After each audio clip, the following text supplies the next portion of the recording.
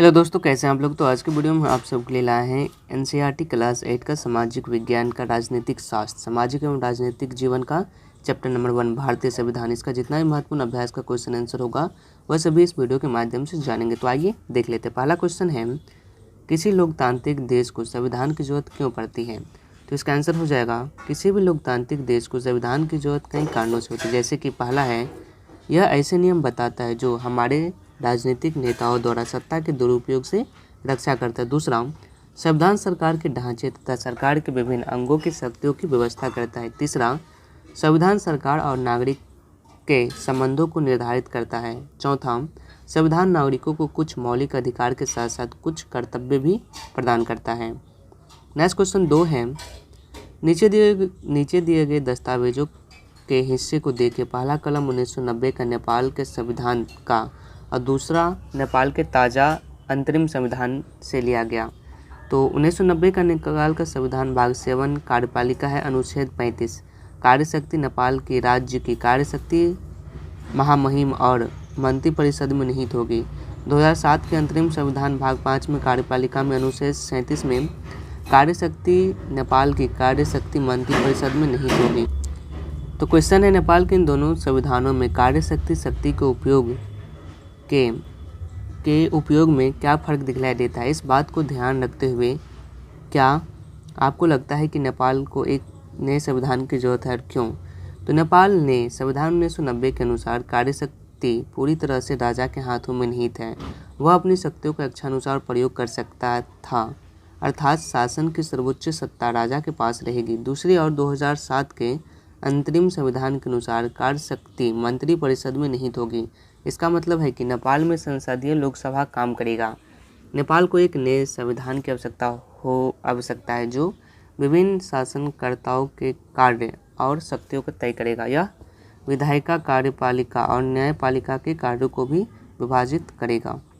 Next question number 3 है, अगर निर्वाचित प्रतिनिधि की शक्ति पर कोई अंकुश न होता तो क्या होता।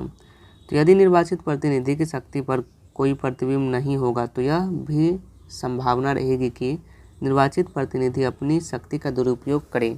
अधिकार और शक्ति का दुरुपयोग घोर अन्याय का कारण बन सकता है। इसलिए संविधान ने शक्तियों को ऐसे दुरुपयोग के खिलाफ देश की सुरक्षा के लिए उपाय प्रदान किए हैं। नेक्स्ट क्वेश्चन नंबर 4 है, निम्नलिखित स्थितियों में अल्पसंख्यक कौन है। इन स्थितियों में अल्पसंख्यकों के विचार का सम्मान करना महत्वपूर्ण है। इसका एक कारण बताइए। तो क है, एक स्कूल में 30 शिक्षक है तो उसमें से 20 पुरुष हैं। तो किसी विद्यालय में 30 अध्यापक है जिसमें से 10 महिलाएं और 20 पुरुष हैं।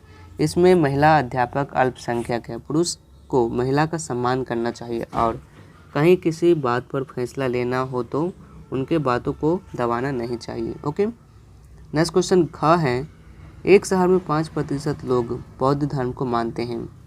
किसी शहर में बुद्ध धर्म को मानने वाले अल्पसंख्यक है, इसलिए बहुसंख्यक को बुद्ध धर्म मानने वाले के विचार के धर्म का सम्मान करना चाहिए। ग है, एक कारखाने के भोजनालय में 80% कर्मचारी शाकाहारी हैं।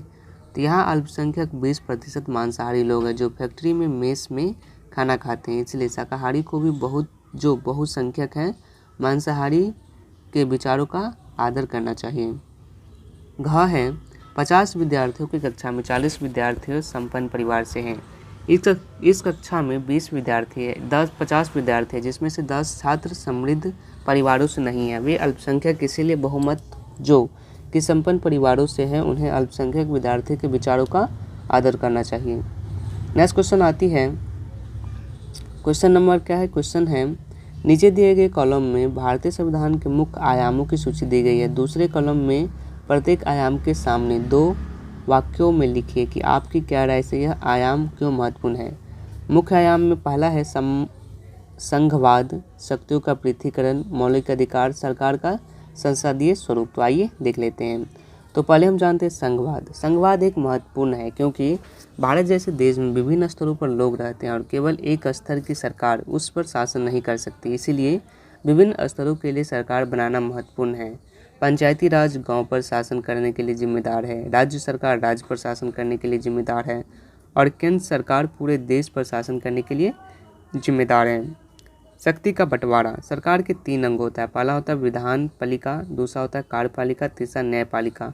सरकार के किसी अंग द्वारा शक्तियों के दुरुपयोग को रोकने के लिए संविधान कहलाता है। संविधान कहता है कि सरकार के तीनों अंग अलग अलग तरह से शक्तियों का प्रयोग करेंगे। मौलिक अधिकार। मौलिक अधिकार अधिकारों का एक समूह है जो संविधान देश के प्रत्येक नागरिक को प्रदान करता है। यह अल्पसंख्यक समुदायों की रक्षा करता है और बहुसंख्यक के विरुद्ध अधिकारों की गारंटी देता है। संसदीय शासन पद्धति। संसदीय शासन पद्धति देश का प्रत्येक नागरिक, चाहे आप उसकी सामाजिक पृष्ठभूमि कुछ भी हो, चुनाव लड़ सकता है। यह लोकतांत्रिक मानसिकता को प्रोत्साहित करने में मदद करता है और पारंपरिक जाति, वर्ग और लिंग पदानुक्रम के चंगुल को तोड़ता है। नेक्स्ट टाइम उस भारतीय राज्य के नाम लिखें जिसकी सीमाएं निम्नलिखित पड़ोसी देश से लड़ती है। पहला है बांग्लादेश, भूटान, नेपाल। तो हम पहले देखते हैं बांग्लादेश का। बांग्लादेश से कौन कौन सा राज्य टकराता है? तो पहला असम, त्रिपुरा, मिजोरम, मेघालय, पश्चिम बंगाल। ये क्षेत्र है जो कि बांग्लादेश के सीमा के साथ जुड़ी हुई है। इसके बाद भूटान के सीमा के साथ अरुणाचल प्रदेश, सिक्किम, असम, पश्चिम बंगाल।